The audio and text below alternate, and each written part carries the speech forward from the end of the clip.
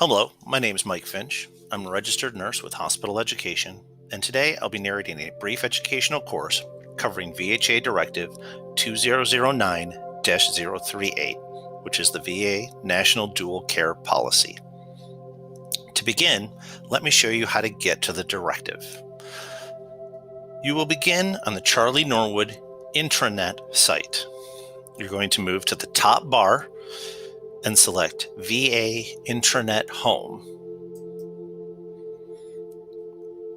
This will bring you to this page, the VA Intranet Home.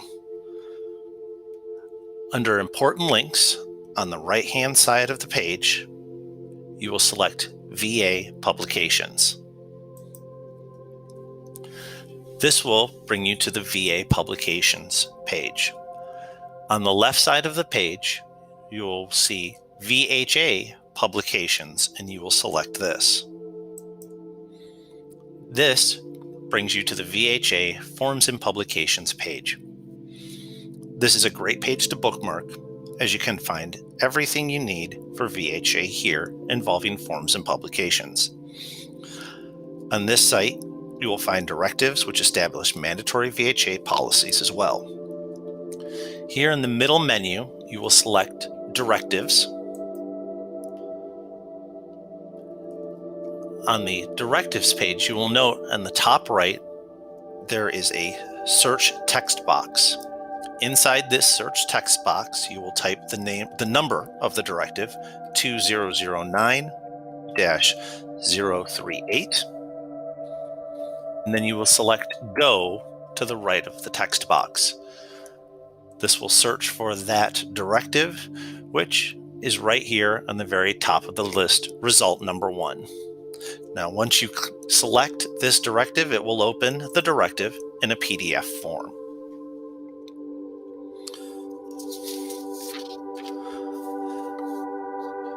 Please make sure you look and review this entire policy on your own. Make sure you read it and understand it, and if you have any questions, to reach out to your supervisor. I'm going to briefly cover some of the highlights of this policy. First, the purpose of the policy. This Veterans Health Administration Directive establishes the VHA National Dual Care Policy, which delineates a system-wide approach to the coordination and provision of medical care that optimizes the appropriateness, safety, and efficacy of care, medications, prosthetics, and supplies provided to eligible veterans who are seen by both Department of Veterans Affairs and community providers.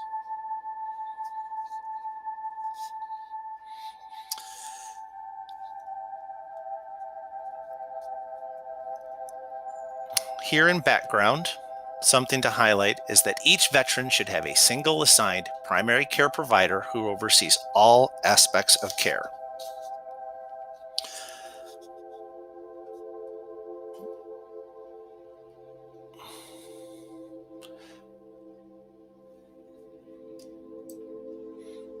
An additional area to highlight is here in Actions. If you scroll down to D, the VA provider, it outlines what the VA provider is responsible for. Please ensure that you read every single one of these in depth and understand them for the care that you will be providing to our veterans. As you are scrolling through here, as you continue to scroll through, another thing to highlight, one of the duties of the VA providers is to educate the patient that is identified as dual care user regarding the risks of dual care and the patient's own responsibilities, which are as follows.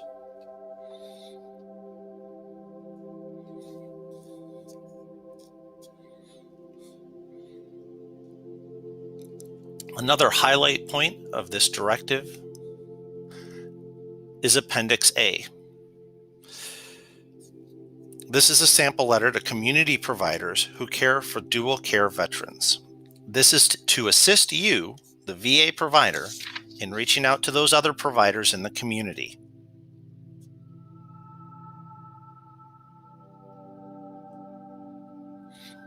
Again, if you have any questions about this directive, please reach out to your direct supervisor. Thank you.